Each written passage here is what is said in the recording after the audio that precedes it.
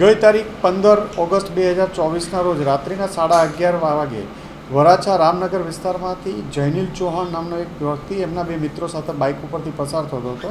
એમની આગળના ભાગમાં એક મોટરસાઇકલ અને એક એક્ટિવા બેનને સરપાકારે ચલાવતા હોય, જેથી જૈનિલે 3થી એની પાછળ હોર્ન કન્ટિન્યુ વગાડ્યા હોય.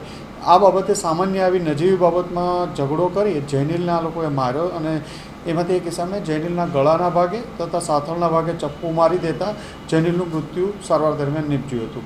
જે બાબતે વરાછા પોલીસ સ્ટેશનમાં વણશોધાયેલ ખૂનનો અનડિટેક ખૂનનો ગુનો દાખલ કરવામાં આવ્યો હતો. ક્રાઇમ બ્રાન્ચ, વરાછા પોલીસ વગેરે આ ગુનાની તપાસમાં રાખેલા હતા.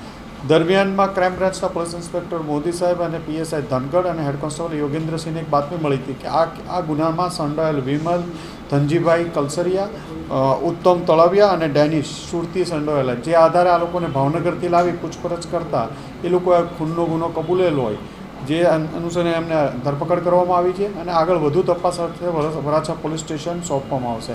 આ તમામ જે ત્રણેય માણસો પકડાયેલા છે એમના વિરુદ્ધ અલગ અલગ ગુનાઓ નોંધાયેલા છે. રાયોટિંગ, હથિયાર ધારાના વેપન, આપણે ચપ્પુ સાથે પકડાયેલાના ભૂતકાળમાં અમરોલી અને અલગ અલગ પોલીસ સ્ટેશનોમાં ગુનાહિત રેકોર્ડ ત્રણેય વ્યક્તિઓ ધરાવે છે.